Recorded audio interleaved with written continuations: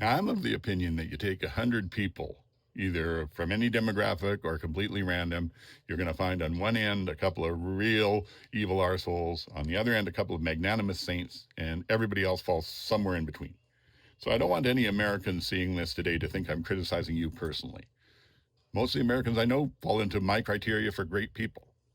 But I do want to say this narrative of American exceptionalism, that somehow Americans are better than anyone and the natural leaders of the world. Well, really?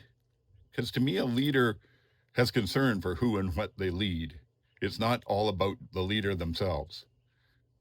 America, they won the War of Independence. Full credit to them there, full credit. But they did have the help of the French, and they were fighting a king that was over an ocean and had logistics issues.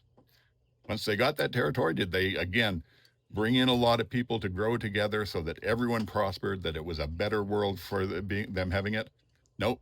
They brought in slaves. And for 100 years, they built the engine of American economy and power on slavery. During that time, they lost the war, or sorry, they tied the War of 1812. It was a draw.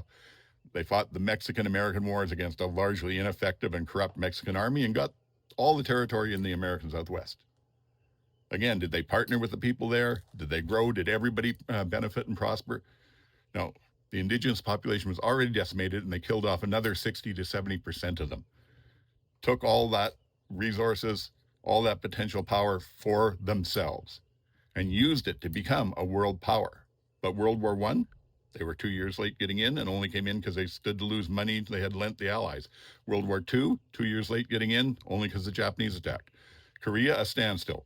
Vietnam, a complete loss. And during that time, they're also interfering in hundreds of other small countries with coups and different things, always in American interest, always to protect American wealth and American power.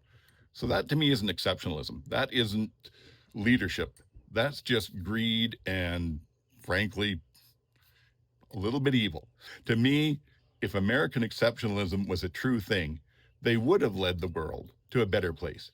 By now, they would have had us in a civil society where everybody was enjoying peace and prosperity. But no. So we're where we're at.